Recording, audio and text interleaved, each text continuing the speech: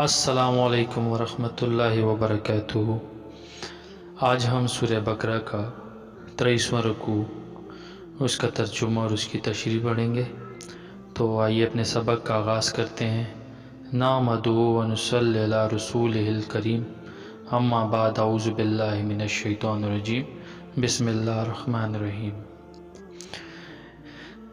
ऐ ईमान वालो, तुम पर रोज़े फ़र्ज़ कर दिए गए जिस तरह तुमसे पहले लोगों पर फ़र्ज़ किए गए थे, ताकि तुम्हारे अंदर तक़वा पैदा हो।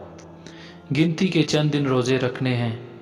फिर भी अगर तुम में से कोई शख्स बीमार हो या सफ़र पर हो तो वो दूसरे दिनों में इतनी ही तादाद पूरी कर ले। और जो लोग इसकी ताकत रखते हों वो एक मस्कीन को खाना खिलाकर रोज़े का फ़िदिया अता कर दें। इसके अलावा अगर कोई शख्स अपनी खुशी से कोई नेकी करे तो ये इसके हक़ में बेहतर है, और अगर तुमको समझ हो तो रोज़े रखने में तुम्हारे लिए ही बेहतरी है। रमज़ान का महीना वो है जिसमें कुरान पाक नाजिल किया गया, जो लोगों के लिए सरापा हिदायत और ऐसी रोशन निशानियों का हामिल है जो सही रास्ता दिखाती है और हक़ व बातिल के दरमियान दो टोक फैसला कर देती है। लिहाजा तुम में से जो शख्स भी ये महीना पाए वो इसमें ज़रूर रोज़े रखे, और अगर कोई शख्स बीमार हो या सफ़र पर हो तो वो दूसरे दिनों में इतनी ही तादाद पूरी कर ले। अल्लाह तुम्हारे साथ आसानी का मामला करता है और तुम्हारे लिए मुश्किल पैदा करना नहीं चाहता, ताकि तुम रोज़ों की गिनती पूरी कर लो। और अल्लाह ने तुम्हें जो राह दिखाई इस पर अल्लाह की तकबीर कहो, और ताकि तुम शुक्रगुज़ार बनो। और ऐ पैगंबर सल्लल्लाहु अलैहि वसल्लम, जब मेरे बंदे आपसे मेरे बारे में पूछें तो आप इनसे कह दीजिए कि मैं इतना करीब हूँ कि जब कोई मुझे पुकारता है तो मैं पुकारने वाले की पुकार सुनता हूँ। लिहाजा वो भी मेरी बात दिल से कबूल करे और मुझ पर ईमान लाए, ताकि वो राह रास्त पर आ जाए। तुम्हारे लिए हलाल कर दिया गया है कि रोज़ों की रात में तुम अपनी बीवियों से बेतकल्लुफ़ सोहबत करो। वो तुम्हारे लिए लिबास हैं और तुम उनके लिए लिबास हो। अल्लाह को इल्म था कि तुम अपने आप से ख़यानत कर रहे थे, फिर उसने तुम पर इनायत की और तुम्हारी गलती माफ़ फरमा दी।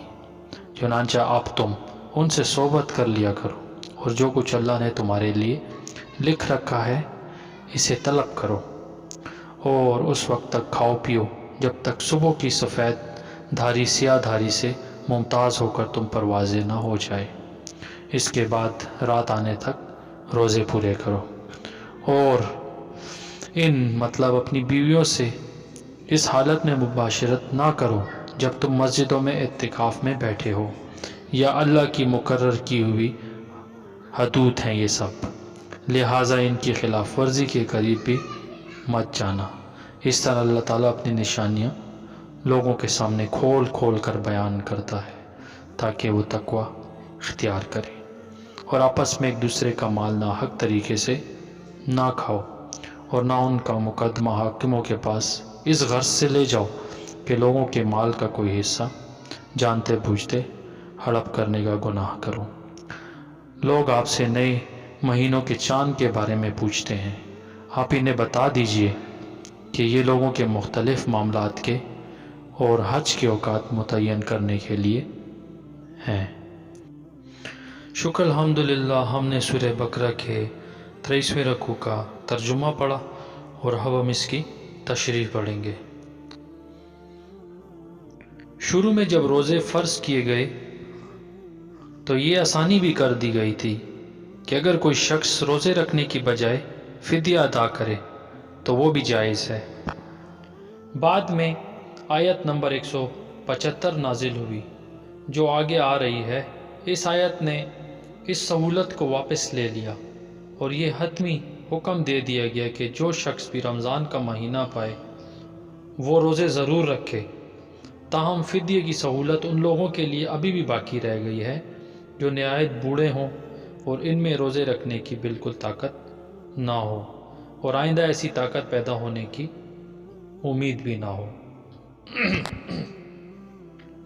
इस आयत में एक लतीफ़ इशारा ان تکبیرات کی طرف بھی ہے جو رمضان کے فوراً بعد عید کی نماز میں کہی جاتی ہیں۔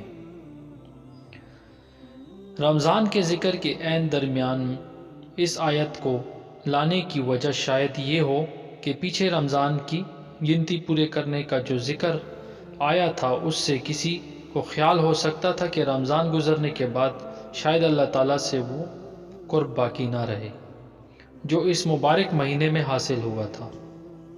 اس آیت نے اس خیال کی تردید کرتے ہوئے واضح فرما دیا کہ اللہ تعالیٰ ہر آن اپنے بندوں سے قریب ہے اور ان کی پکار سنتا ہے۔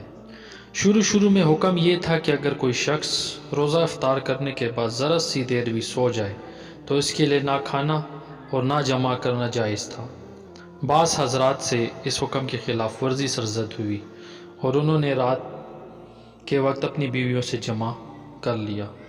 یہ آیت اس خلاف ورزی کی طرف اشارہ کر رہی ہے اور ساتھ ہی جن حضرات سے یہ غلطی ہوئی تھی ان کی معافی کا اعلان کر کے آئندہ کے لیے یہ پابندی اٹھا رہی ہے۔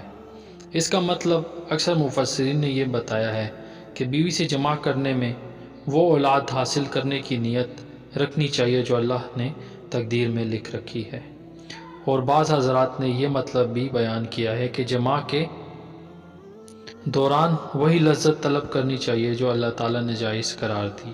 ناجائز طریقوں مثلا غیر فطری طریقوں سے پرہیز کرنا چاہیے۔ شکر الحمدللہ، آج ہم نے سورہ بقرہ کی 23ویں رکوع کی ترجمہ اور تشریح پڑھی۔ اللہ تعالیٰ ہمیں ہماری اس کوشش میں کامیاب فرمائے۔